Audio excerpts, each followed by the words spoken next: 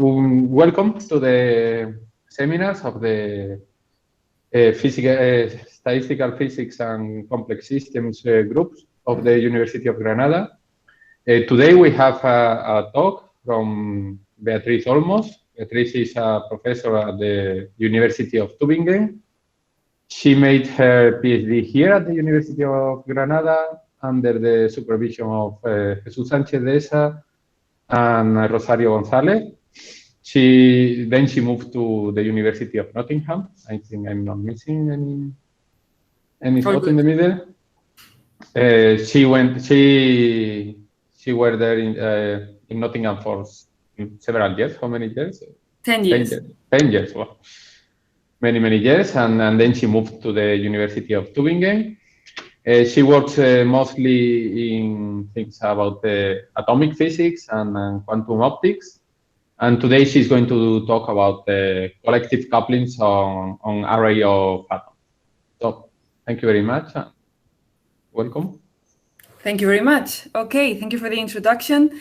So yeah, first of all, obviously, thank you very much to Danny and obviously to everybody in the Institute for inviting me to give this talk.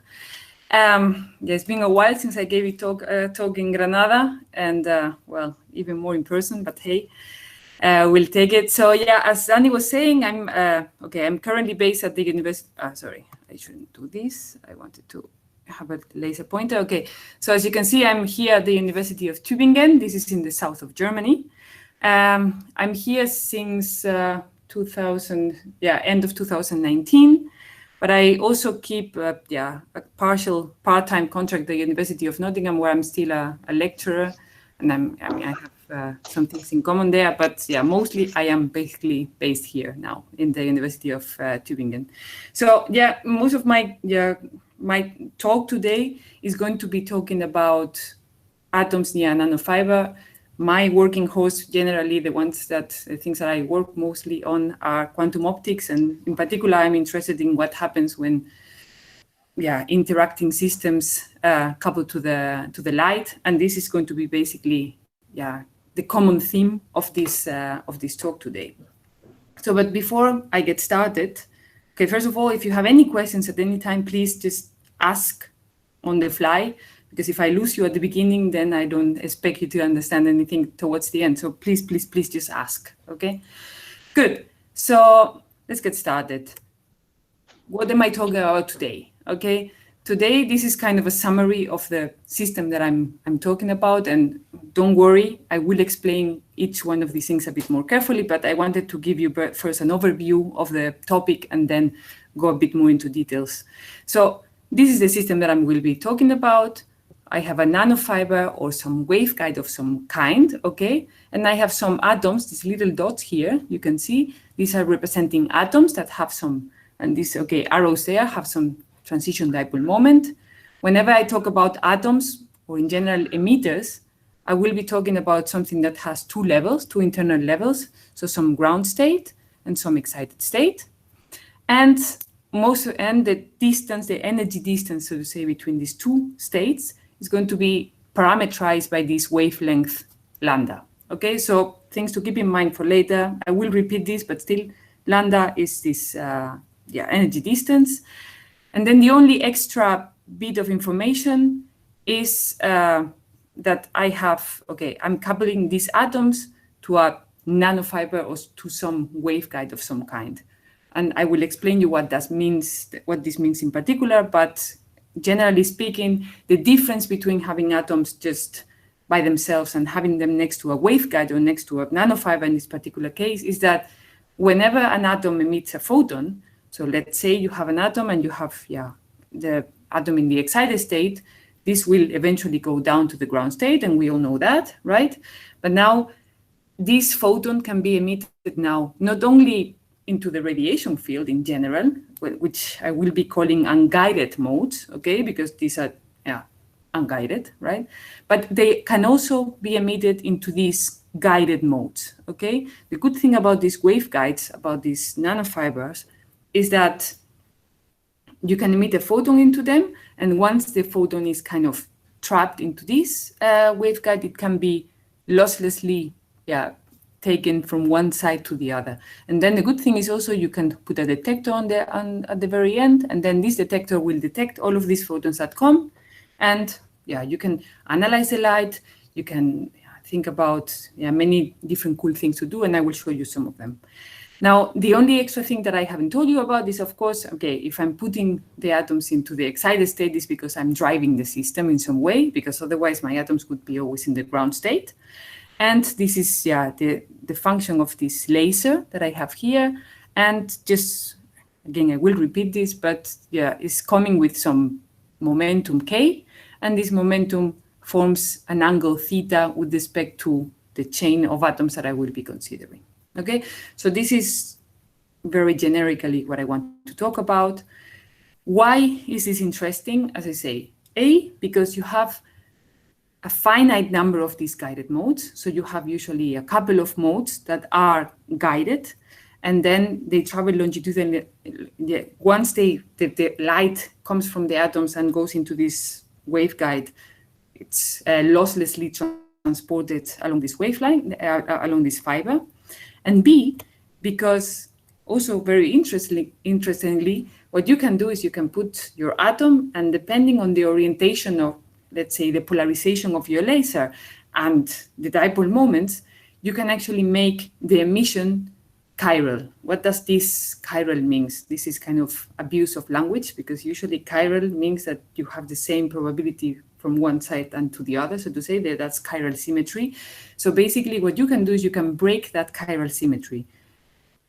In easy words, what this means is that once the photon is emitted into the guided modes, you can make this photon be more likely emitted to one side than to the other. Okay, so imagine, and that's why I put here, for example, in this case, this line a bit thicker than this other one. Okay, so this is what I will be calling later directionality. Is simply that once the photons are emitted into the nanofiber, depending on the polarization of the laser, depending on how far the atoms are from the fiber, etc., you can actually make this emission directional.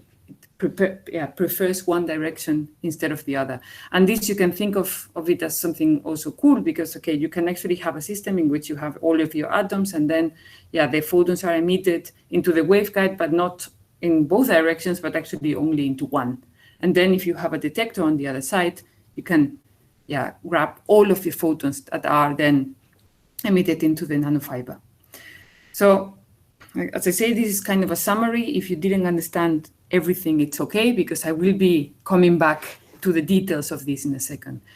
But just to give you also an idea of why this is interesting, okay, this is actually not only theory, but I mean, people do this actually in experiments, which I find absolutely ridiculous. I mean, how, right? And look, I mean, for example, this is an experiment. I mean, this is kind of the system that I will be talking about today. Is basically a nanofiber with these atoms nearby, okay? But not only you can put a nanofiber, you can also, as I say, this is kind of general. You can generalize all of these concepts to other systems that are not a nanofiber. Nanofiber is just a very thin silica fiber, okay? But you can actually do this also with other things. Here I just show you some experiments that work with this waveguide. Okay, this is a waveguide. You can see here, you trap the atoms in there, and then you couple them to these guided modes of this waveguide, and then you have the same effects, basically, even better in principle. And here you can also do similar things with so-called 2D photonic crystals. And this is just another system in which you can couple emitters into guided modes. Okay, so this is kind of the working horse. So all of this is very good and well, but okay, let's now take a step back. Okay, so obviously all of these things are interesting from the quantum information point of view, because as you can see, I mean, it's nice because you can have atoms that emit a light, and then you can transport the light, and that light can have information. You can have some quantum state of light or whatsoever. And the good thing is that you can transport it from one side to another, and then you can maybe emit it again, or it be absorbed by another bunch of atoms, apart from some other fundamental interest. So But before I go into many atoms coupled to the waveguide, let's talk about what happens with one atom, okay? So I have, let's say, one atom. I have one atom that it's at some distance, h, from the surface of a nanofiber. Now I say this is a nanofiber, and then as I promised before, this is just a two-level system, ground state, excited state, and you drive it with the Rabi frequency of the laser that is given by this omega. So this is how strong, it is related to how strong the driving is, okay? So how much intensity your laser has. And also you have some detuning of the laser. So how actually far off resonance you are. On top, that's kind of what the laser does, but the atom itself is coupled to the environment. And as a consequence, as I say, if it's in the excited state, it will eventually emit a photon into the ground state. Now, it can emit into the unguided modes, and that will be done with a rate that is this gamma U, okay, gamma unguided. We will not see a lot of that, but I wanted to write it for a second there. Or it can be emitted into the guided modes. And if it's emitted to the right, here I have this rate, gamma right, and then I have this gamma left, okay? So, and these two don't necessarily have to be the same, as I said before, because of this chiral coupling of the atoms to the nanofiber. The total emission rate then, so the probability, the rate at which the atom in general emits a photon, it's given by this big gamma, which is just the sum of the three. Good. Now, what's the challenge here, basically? Okay, if you want to, in principle, okay, imagine you have the system, and then, okay, eventually what you want is that you want, ideally, that if you drive this atom, all of the light, or most of the light, is going into the nanofiber. Why is that? Because if it's going out of the nanofiber, if it's going into the unguided modes, basically those photons are lost in a way, because you cannot really catch them. While if they go into the guided modes, and then you, just a second, and then you put here a detector, you are sure, so to say, I mean, of course there is a detection efficiency and everything, but at least, you know that the photon is coming here, and then you can detect it here, and then you can analyze the light, and you can do whatever you want. Okay, you can make a click, for example, every time a photon is emitted, and then you have, the emission rate, or you can actually analyze the light by doing, I don't know, homodyne detection or anything, but at least, I mean, you have it kind of under control. So what you want is really, to maximize the what beta fact is, as you can see, is basically just the probability of the, if I have a photon that it's emitted, what's the probability of it being emitted into the guided modes versus the total emission rate, okay? So if this is 100%, it means that all of my photons are emitted into the guided modes, but actually what happens, and this is what I want to kind of show you here, this is just for, no matter what you do with your, with the distance between the atoms and the nanofiber, or with the wavelength of the corresponding transition, the ground to excited transition, no matter what you do, you really cannot go much farther than usually a 15 to 25% beta factor. Actually, usually in actual experiments, this beta factor is even lower than that. So in practice, what happens is that if you have one atom, a lot of the photons are lost, so to say, into the unguided modes. Now, another challenge, as I said before, would be, ideally, if you want to, you want to be able to also control the directionality. So how many photons are emitted if you have, for some reason, maximized this beta factor, you want to know, so to say, if your photons are going to one direction and to another. Whenever I talk about this, I want to talk about how directional, so to say, this is, and this emission is. I'm going to be talking about this directionality. And this directionality, D, is just, this gamma right minus gamma L divided by the total emission rate into the guided mode. Okay, so if this is equal to 1, it means that all of my photons are going to the right. Minus 1 means that all my photons are going to the left. And 0 means that I have equal probability of going one direction and the other. So now, ideally, as I say, I want to be able to control this. The problem is also that just controlling, so to say, how close the atom is, and for usual experimental situations, you can also only control it up to a point. You cannot really make it completely directional. So sorry, one question. Yes. Here you only have two parameters to calculate the d and the beta, that is the wavelength of the light and the distance between the atom and the... What I am changing there is, yes, it is. I mean, this RF, I didn't talk about, this is the radius of the fiber, but this usually fixed. Okay. Yeah. Okay. So you are only changing the h and the lambda. Are there any other factors that to take into account?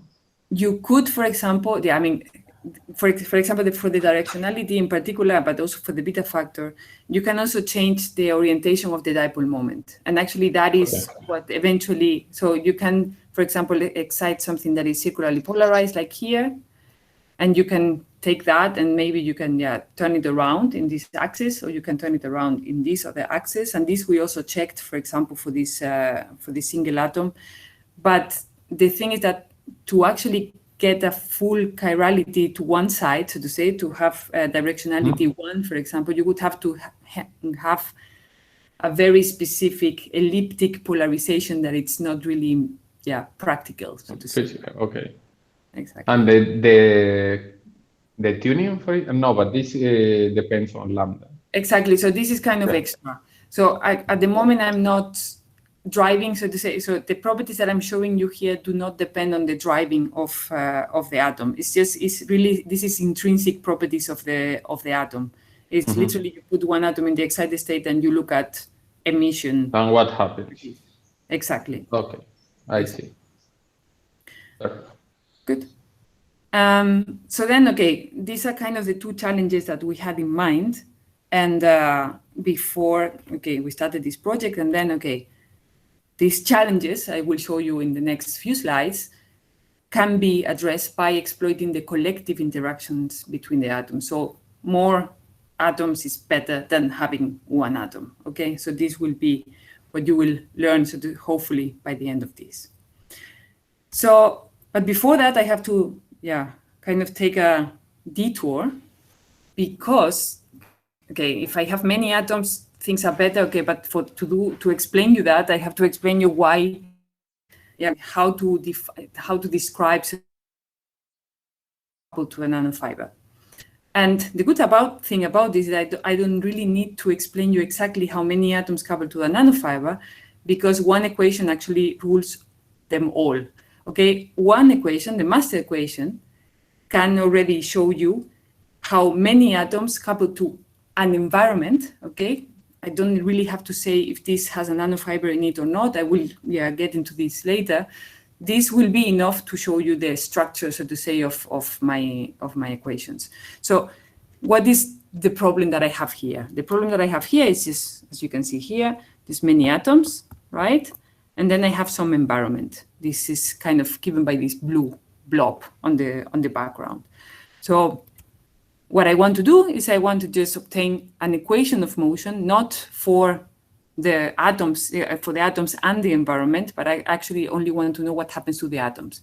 I want to obtain a master equation that describes me in this row, okay? This is the reduced density matrix that describes only the internal degrees of freedom of the atoms. I'm sure that, most of you have seen this before, but still, I think it's worth saying it. So now, what you obtain out of this, what you are doing basically in practice is tracing out the radiation field. You're tracing out all of this environment, and as a consequence, what you get is an equation that tells you that there are some interactions, effective interactions, that are mediated by this environment between the atoms. And also, it will give you some sort of weird dissipation, so to say. So this is the equation, that you obtain, and I will break it down in a second. But before that, I just have to point out also that this kind of master equation, I say that it's valid for all environments. That's not exactly true. You always have to be careful anyway that you are within the dipole approximation, that you are within the Born-Markov approximation, so your environment has to be Markovian, okay? And also you have to be within the rotating wave approximation for this equation to pop out on the other end. Okay, so, but if you believe me, okay, that all of these things are valid, what you obtain is this master equation. As I say, rho is the reduced density matrix that contains the degrees of freedom of the atoms only. And now what I have is two parts here. I have a Hamiltonian part, as you can see. This is kind of, if I didn't have anything else, I would have just a von Neumann equation. So this could be basically, yeah, just a Schrodinger equation, okay? And then I get out also something that is this D of rho, which is the dissipator. So this kind of tells me what kind of coherent processes happen. And this tells me what kind of dissipation processes happen, coherent versus incoherent, if you want. Now, just one important thing. This is the thing, everything that comes out of here is just because I have atoms and they are coupled to the radiation field. This is something that anyway one cannot avoid. So this is kind of the cool thing about this, is that just the atoms doing something that they cannot avoid, which is interacting with the electromagnetic field, gives rise to cool effects. These cool effects are, this Hamiltonian actually looks like that. This is a Hamiltonian that looks like some coefficient here, and I'm not going to enter into how this coefficient here looks like. And then I have this sigma j daggered sigma L. Now these sigma are just the ladder operators. So basically what this Hamiltonian is showing me is flip-flop interactions between two atoms. So if I have an atom L, so to say, excited, then this kind of process, what it will do is it will bring it down to the ground state, exchange a virtual photon, so to say, and then make another atom, the jth atom, go up to the excited state. And that will happen at the rate that is given by this V.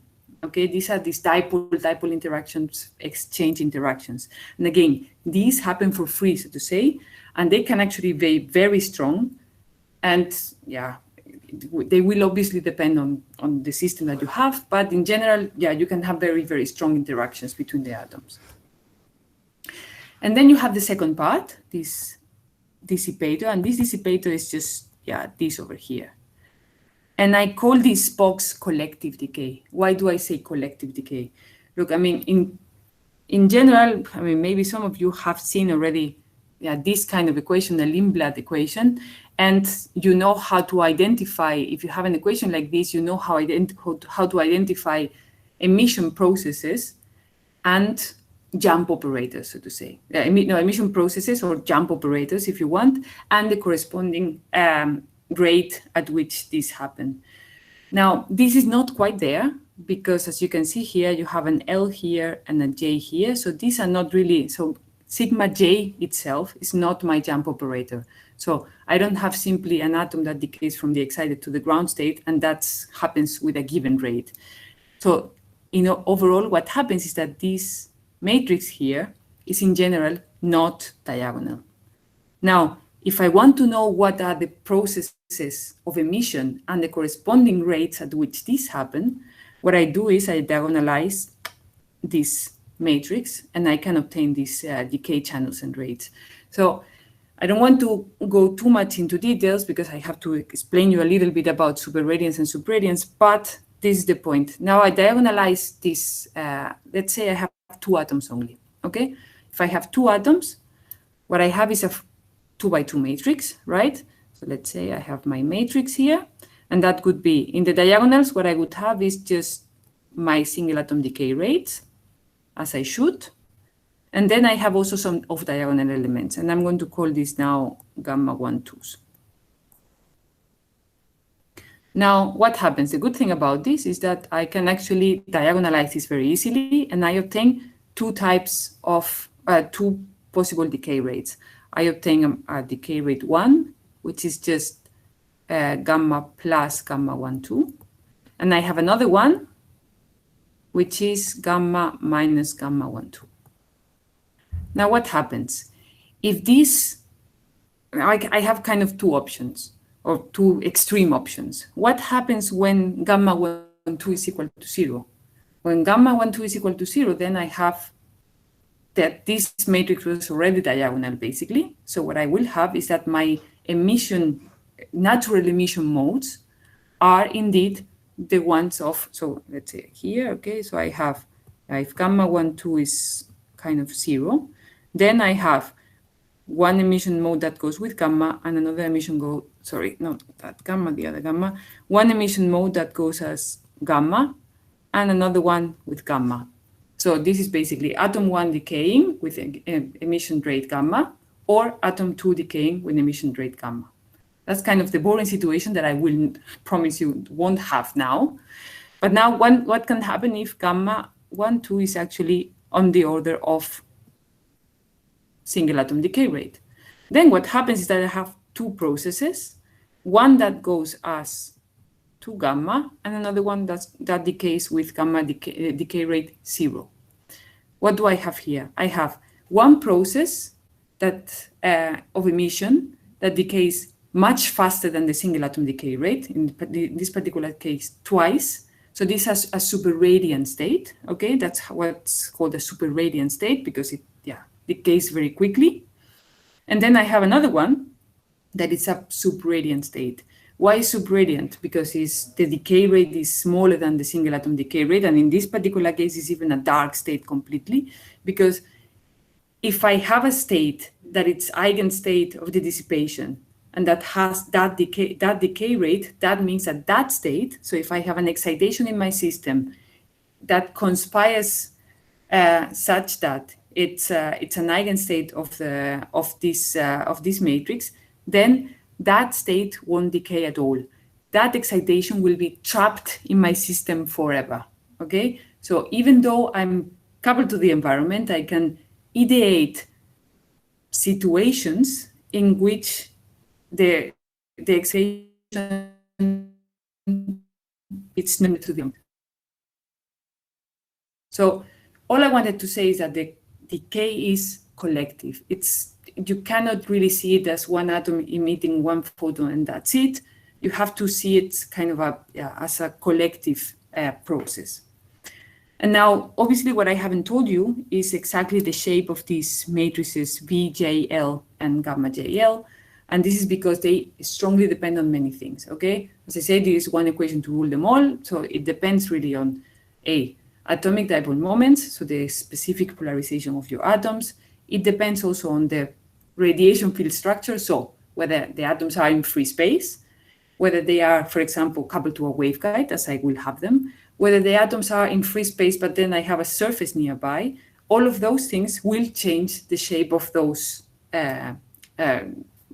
the matrices, okay? And as a consequence, it will change the way that the atoms interact with each other and the way that the atoms are emitting photons back into the environment. And finally, it will also depend on the specific geometry. It's not the same to have a disordered gas, for example, an array of things. Okay, so this is kind of to explain you where some of the things that I'm going to be talking about later come from. Okay, so this is kind of end of the detour. Let's go back to my system. I'm going to talk about collective light matter coupling on a waveguide. Now we know what happens with one atom, and we know kind of what could happen with many. So again, what I have is now a nanofiber. I have many atoms that are coupled to this nanofiber, and then I have a laser that is driving them, because otherwise I wouldn't have photons to emit, so to say. And then I'm going to be, from now on, collecting the photons, only the photons that go into the right part of the, I place a detector, and that's what I'm going to be taking, okay? The equation of motion for the atoms, I can do exactly the same tricks. I pour Markov approximation, tracing out the environment, etc., and then I get this master equation. As you can see, this is exactly the same one that I had before. It's just that I have added one term here, and this term is this H laser, okay? So this I'm not going to write down explicitly, but this is just taking care of how the laser is exciting the atoms. It's a very common thing. This contains, again, that there is a radio frequency and there is the tuning of the laser, okay? So that's just describing that part. And then the rest I showed you before. This is just these dipole-dipole interactions. And then finally, what I have is this dissipation that is collective. Now, I have a specific system. I have a system where I have guided and unguided modes. How do I take that into account? And I'm going to be focusing particularly on these gammas, okay? What I can do, that's the good thing, is that the mathematical construction allows me actually to separate the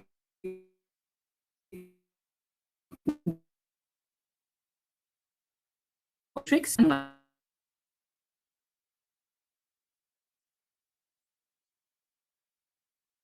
separate them, because actually the character, the character of these matrix elements is very different. Okay, I have unguided and the guided ones are very, very different. In particular, the ones that are guided, okay, so both the coherent and incoherent couplings, actually also these VJLs, give rise to couplings. So if I write them down, they are all-to-all. What does this mean? That, for example, the strength of these interactions, of these flip-flop interactions, does not decay with the distance between the atoms. This is if they are guided, okay? So basically you can think about this as, okay, if this atom here decays, now I have here something that is guided and is lossless, okay? So I have basically just a plane wave that is transported across the nanofiber, and then it goes up here, and this one then goes to the state. Again, this is a hand-wavy way of seeing it. I know that here the process is not like that, but okay, you get an idea.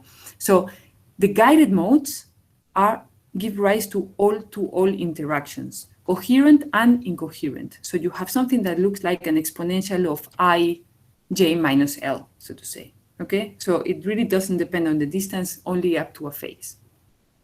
And the phase will become important later, but in the meantime. And then on the other hand, the unguided modes decay with the distance. Okay, so if you have a bunch of atoms in free space, then what you will have is that, the interactions between them decay with the distance, such that if they are very far away, eventually what you have is recover what you recover is two atoms that are emitting independently from one another. Okay, but this you cannot do if you have two atoms in a nanofiber. No matter how far you put them, they always talk to each other. Okay, because the interactions kind of go through the nanofiber, and there's translationally invariant.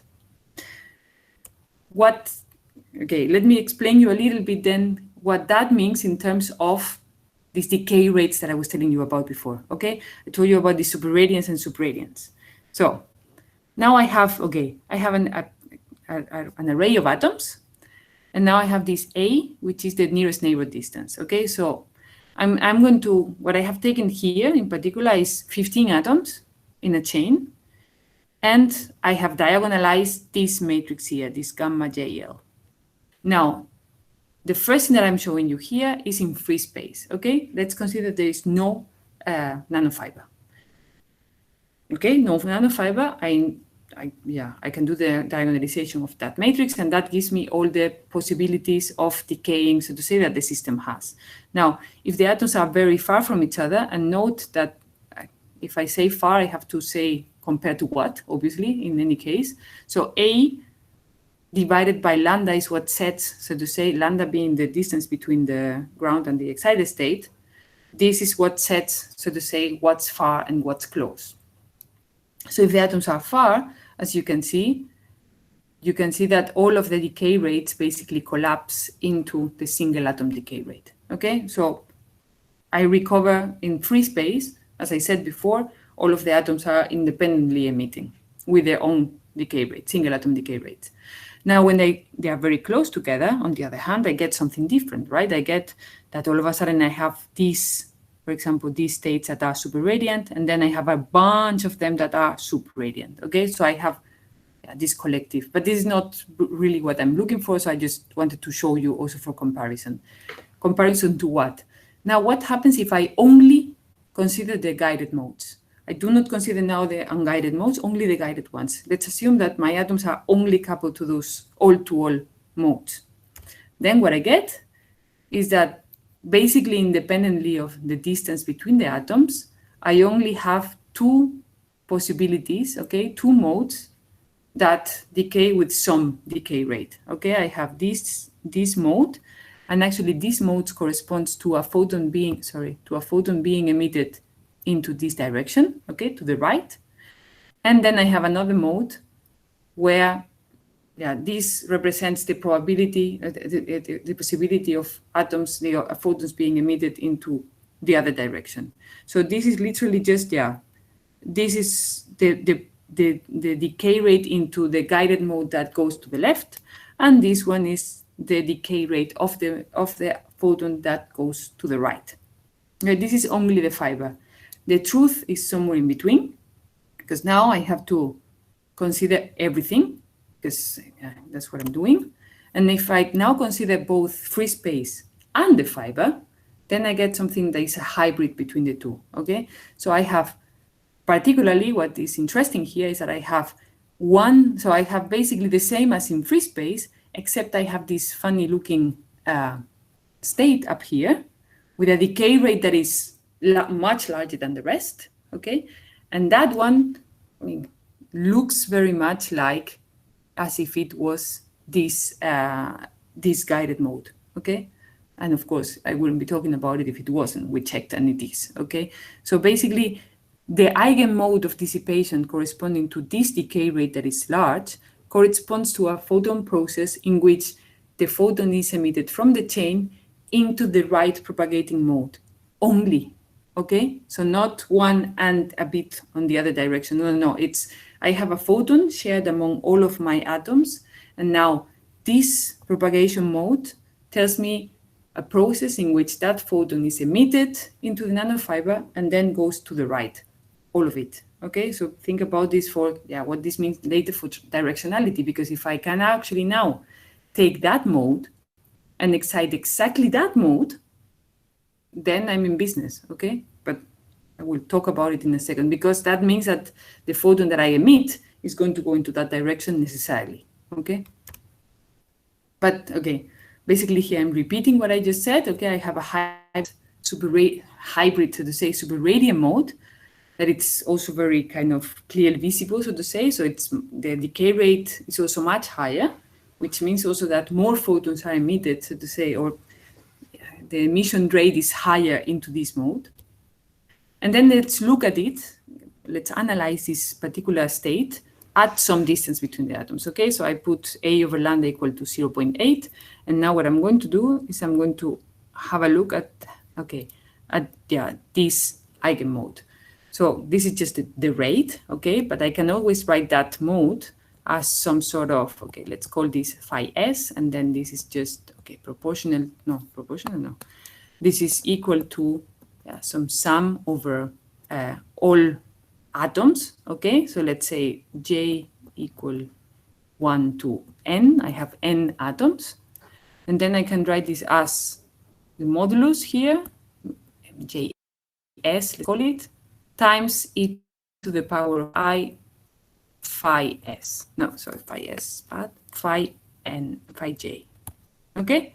So what I have is, I'm going to literally just take that mode and look at it. Okay, and I'm going to look at what's the amplitude across. So if I look at it physically in space, how does it look? And I'm going to also look at how its phase changes across space. And what I get is the following. So I get here, and here I know that there are many lines, but I'm going to ask you to look only at the black ones, okay?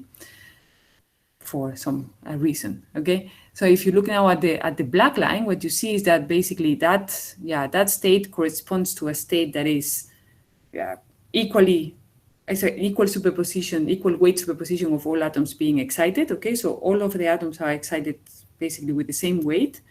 And then, more interestingly, if I look at this phase, that phase, you can see that has this gradient across the lattice, okay? I mean, you only have several ones because I plotted it between minus pi and pi. So you can see that the gradient is always the same.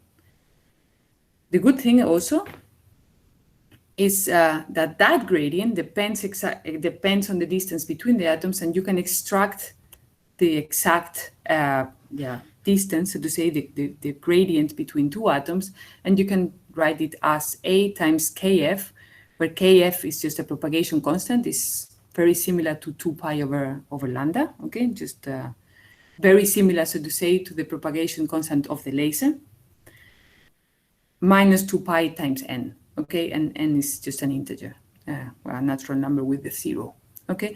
So you can really just obtain analytically an expression for that gradient. Now, why do I want to do that at all?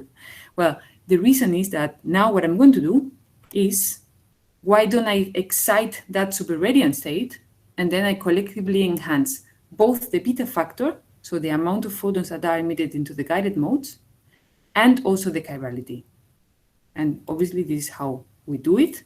We take a laser field that has a given angle. Remember this angle, okay? And I set that angle such that it excites something that has exactly this phase profile. Okay, so this is what I'm doing here.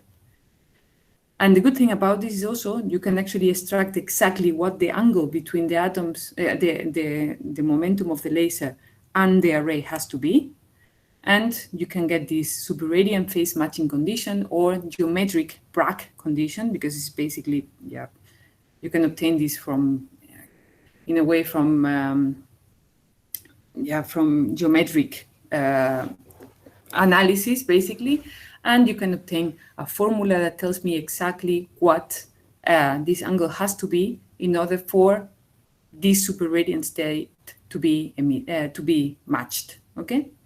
So this is what we did, and well, here I'm going to show you some results about this, but which results am I showing you now? Okay, what I'm going to analyze is I have that system, I have a particular angle, okay, of the laser, I have a particular distance between the atoms, and then I just analyze the emission rate into the right eigenmode. So I have a detector, and then I can calculate this analytically from the master equation, okay? So note that I'm taking just the master equation and I'm basically solving this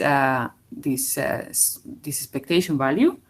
And then I'm just taking this and I'm convoluting this with the part of the emission that takes care of the emission into the right. So this is, remember that I had this gamma JL and I broke it down into 3 pieces, one for the unguided, one for the right, and one for the left. So basically this is telling me if I emit a photon, what's the probability that I have emitted it into the right mode. And that's what I'm going to do. So basically, this is what I get.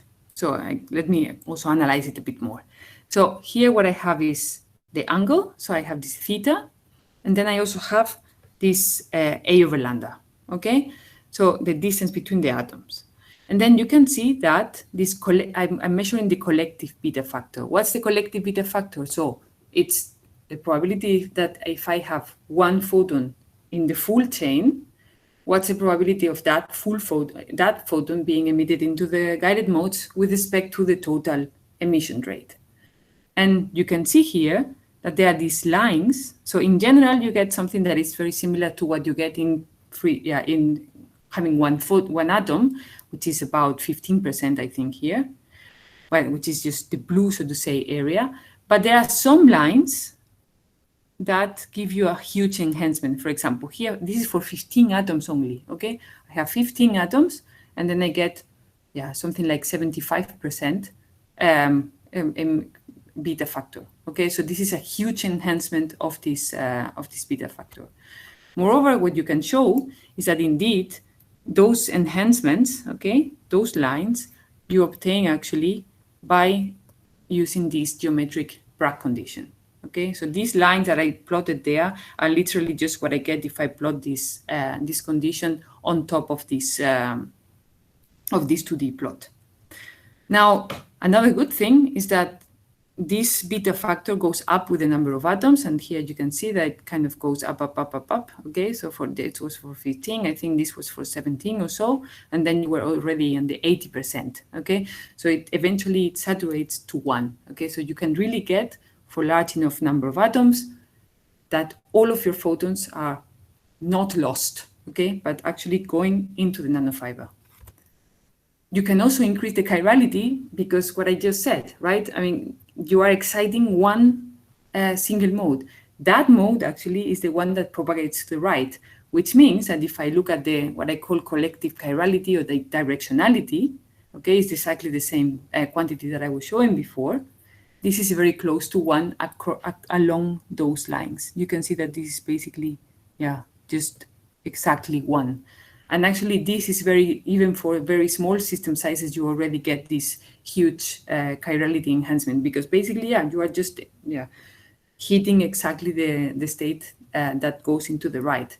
So out of this, what I have is that many atoms with the right angle, yeah, driven by a laser that is at the right angle, gives me a huge enhancement of the beta factor and a huge enhancement of the directionality of the coupling. So I get that every time I have a photon emitted, I emit it into the right and only to the right. Okay, so basically that's what I get out of this. So this is a cool message, I find. But now we also saw, analyzing a bit, yeah, what happens if you now, okay, what happens to the light, that if you now look at the spectrum of the light, so if you change now the detuning, okay, and then you start looking at how many, yeah, actually having hit the spot, so to say, and not, changes the spectrum completely. So here I show you two possibilities of the spectrum. Here, so this is delta, okay, so this is the detuning of the laser. And as you can see here, for example, this gives you just, yeah, a typical Lorentzian, very nice and easy. On the other hand, if I look at the light that comes out at very close to this geometric Bragg condition, all of a sudden I get something that has the maximum of resonance, actually, okay? I have a double peak, so to say, structure. And this is what we wanted to understand a bit better. And this is what we did next, and I'm going to show you in the next 3 slides. I'm going a bit over time, but we also started quite late, so I hope I'm okay. Danny? No problem at all. Danny, tell me something. Hello? I'm saying that there is no problem. Yeah, we definitely started later than. Good. So then, okay. So then I show you this. Okay, what we wanted to know what happens now to the spectrum in particular, and then we said, okay, let's look at this same quantity that we were looking before. So this gamma R. Now I am normalizing this by the scattering rate of one single atom into the into the fiber, okay, so that you can see the difference if there is enhancement or not or whatsoever, okay, but this is just, yeah, the same quantity. And now I plot it for values varying theta and also varying the detuning, so that I have basically, yeah, the spectrum at different values of the angle.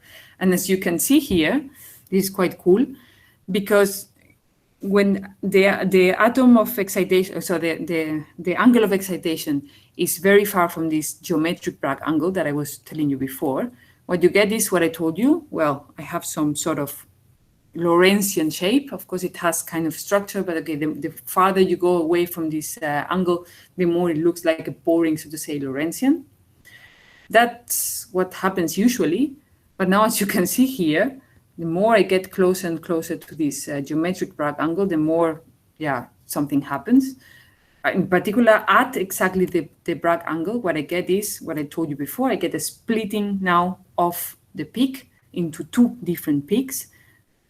I have not only a splitting into 2, which is very clear, okay, but I also get a huge enhancement of the scattering rate of this emission rate into the right angle bond, okay? So you can see here that this is, yeah, this is 120 and this is kind of 25, okay? I get this huge, yeah, enhancement.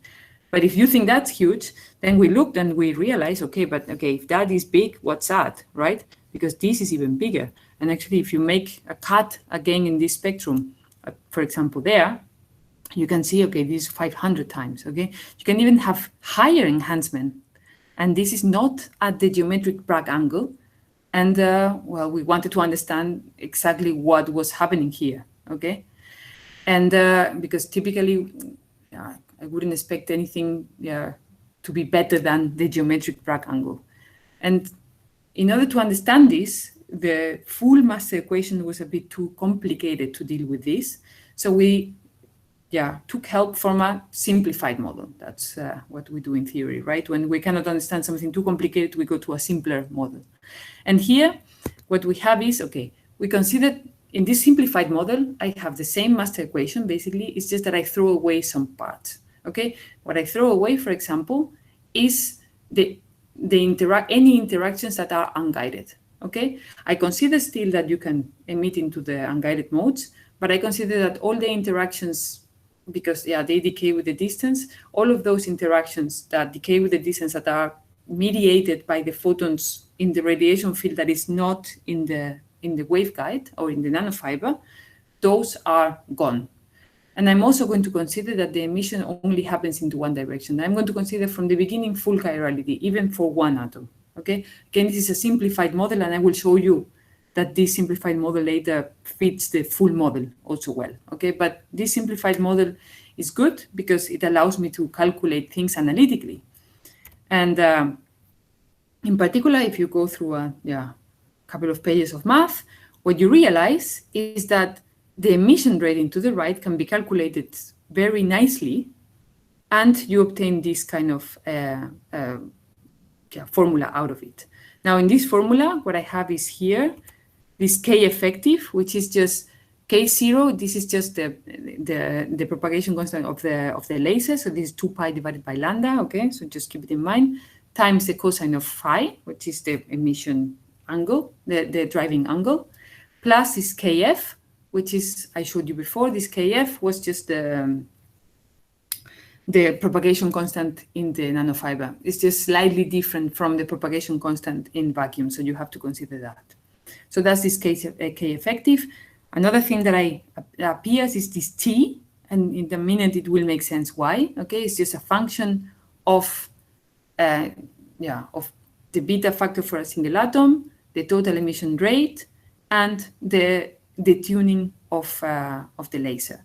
And finally, what I also have kind of pushed outside of this sum is all of that, is this the scattering rate, and this is just the scattering rate of a single atom. If I have a single atom and I look at how many photons are emitted into the nanofiber, this is the value that it takes. Okay, so this is just, it has just a Lorentzian shape in general. This actually, it's nice because you can understand it. You get it analytically. This is really from the master equation. You kind of make these simplifications, and then at the end you get that. But you can also understand this in a more physical, so to say, way by looking at literally just emitters that are emitting one by one, and then you just look at difference of paths in the light that that they have with respect to each other. So, for example, I have a laser field, and now I have this. The laser field kind of hits this atom, the green one, so to say, and that emits a photon. And now, what happens to the next atom? Well, the next atom I hit it a bit later, so to say. So I have this extra phase lag. And on top of that, I have another phase lag because it has to go through the nanofiber. So I have this other phase lag. So this added with that gives me this part over here, this e to the power of im k effective A. But then there is another effect, which is now the light goes near the first atom. And that means that you have some sort of absorption and dispersion. So that absorption and dispersion are actually given by this T, okay? And that T then is just the complex, it's just a complex valued parameter that is just telling you the absorption and the dispersion due to the presence of another atom. And then you can do the same with another atom farther away, and then you have this kind of, this phase lag. Then you have, this has to walk twice, so to say, that amount of time. So you have extra phase lag because of going in the nanofiber. And then eventually this one hits 2 atoms instead of 1, and then you have this T squared and this 2 times the argument of T. So that's basically the also you can obtain basically from perspective.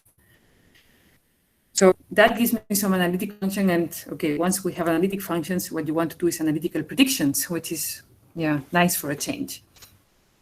So in particular, what I want to do is I want to look at the scaling of the scattering rate with number of atoms. And the good thing is that, okay, this formula here, I can basically, this is just a sum, and this t is always anyway smaller or equal to 1, so I can literally just, make the sum, okay, because, I mean, formally speaking, because it's just an algebraic, so it's just a sum, and it converges, and this is what I get, okay, and so far this doesn't tell me a lot, but n, okay, keep in mind, n is just the number of atoms, but if you look at it carefully, this tells me actually a lot.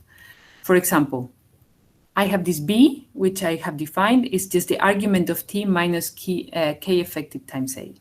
Okay, what I can see is that here, the emission rate for a fixed value of theta and for a fixed value of the detuning is going to oscillate actually with the number of atoms. So the scattering rate is, displays these damped oscillations with the number of atoms. The damping is given by this absorption, okay, the absolute value of t to the power of n. And then basically you can see that indeed, okay, what I have is these oscillations, and they get damped, and eventually they saturate to a given value, okay? And that value will obviously depend now on the other parameters of the system, okay? But as I increase the number of atoms, I increase it, then what I obtain is just oscillation, and then eventually a saturation value. Okay, I cannot go just up with the number of atoms, I get a saturation value. And again, just touching base, look, I mean, the exact numerics, really not the simplified model, but everything in, gives me things that are very similar. Okay, you see you can reproduce these oscillations, and the value is very, very similar to the simplified model. Now, let's look again, at that formula, and then try to understand what happens to at the geometric Bragg angle, okay? Because there, we know what happens, right? We know it because, we knew it already before. What you see is this double peak structure, and then what we can actually now analytically obtain is how the distance between these two peaks, that I'm going to call delta max, scales with the number of atoms. And also I'm going to calculate how this maximum value scales with the number of atoms. And again, I can do this analytically now.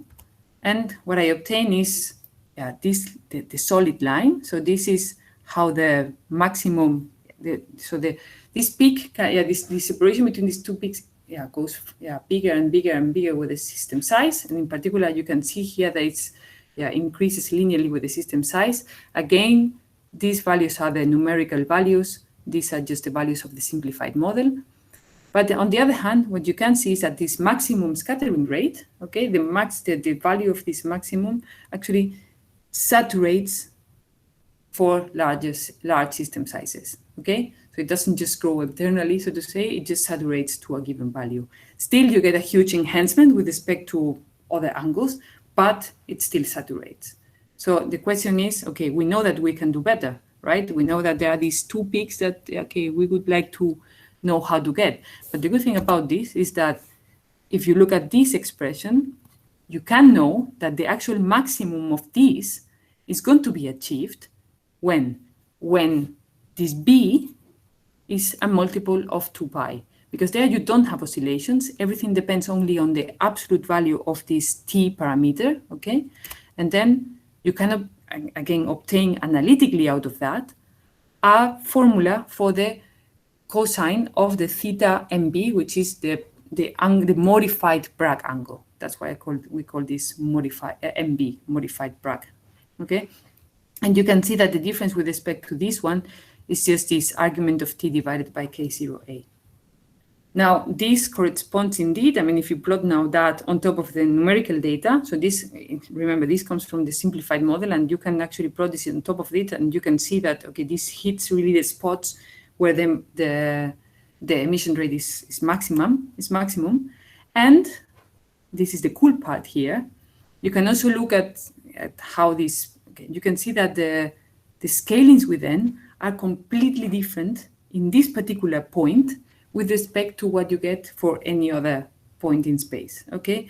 So In particular, and this is kind of the interesting thing, the maximum scattering rate, so this black peak, so to say, grows proportionally to n. It doesn't saturate, no, it actually goes proportionally to the with the system size.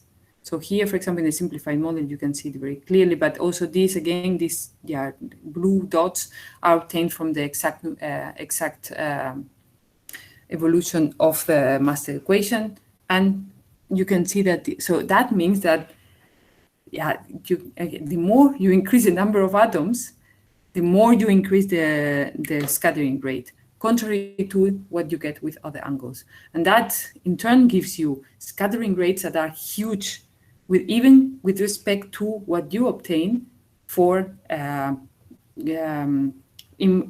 in free space. So you can even make the system grab more of the light that comes from the laser and emit it into the guided mode. It's really, noticeable. Sorry, one question. Do you have any intuition about because I understand that you have calculated this angle just by maximizing the rates. Exactly. But the geometric Bragg angle, I understand that there is some intuition behind it. Do you have any intuition of why this angle? No, okay. As I say, I mean, the intuition that one can see is that it comes from the fact that for the geometric Bragg angle, what one doesn't consider that the light actually passes other atoms, so to say, interacts with other atoms as it crosses, so to say, the system.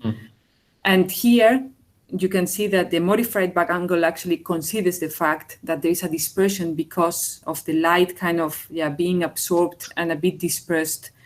So you don't consider the photons being just emitted, emitted and never seeing the medium again, but actually you consider that the photons are being emitted, still seeing the medium, and then leaving the medium. Yeah. And for other angles, do you know if the scaling is linear, or does it saturate for all angles but this one?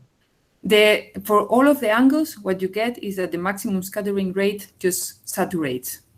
Okay, so this is the only one that does not. Exactly. This is the only one at which you actually get something that is not a saturation, but actually growing proportional to n. Yeah. I see. Yeah. Good. Then just a very quick last thing.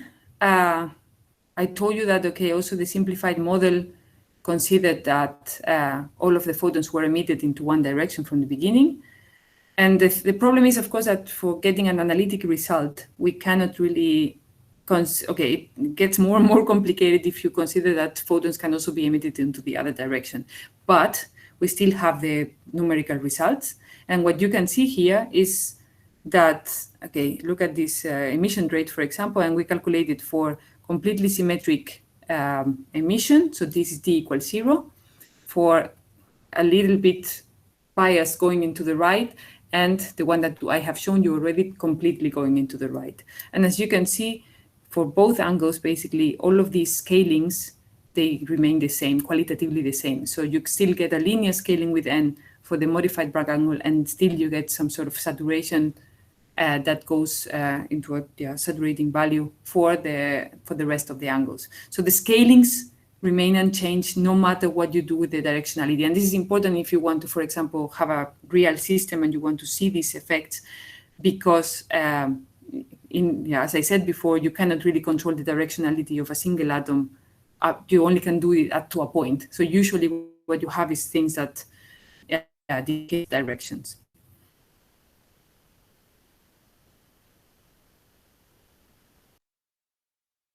With experimentally, so they were particularly interested in knowing what happens if you have actual problems that people have in experiments. For example, in practice, what you can put atoms next to a nanofiber, which I find already quite impressive, and you can put them in a lattice, but typically your lattice is not going to be perfectly filled.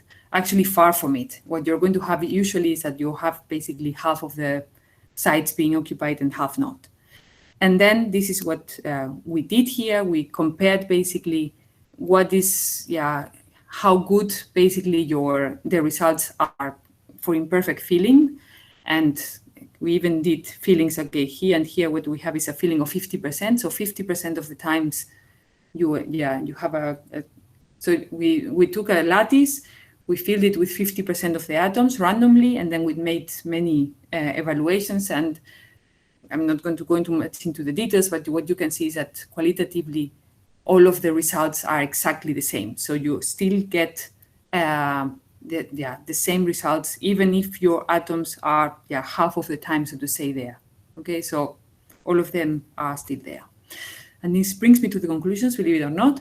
So what I have shown you is, okay, the emission from a chain of atoms into the modes of the nanofiber can be collectively enhanced and also made perfectly unidirectional, exploiting the fact that you have collective states, so to say, and collective interactions. Also that these all-to-all interactions, actually, you can see them in the light, because all of a sudden you have shifted resonance, you have, your spectrum doesn't look the same if you are actually emitting a lot of photons into the direct modes, that if you're only emitted once upon a time, one here and one there. And finally, I have shown you that you can actually make the scattering into those guided modes even more enhanced if you have angles that deviate a little bit from the geometric Bragg angle. And with this, I thank you very much for your attention.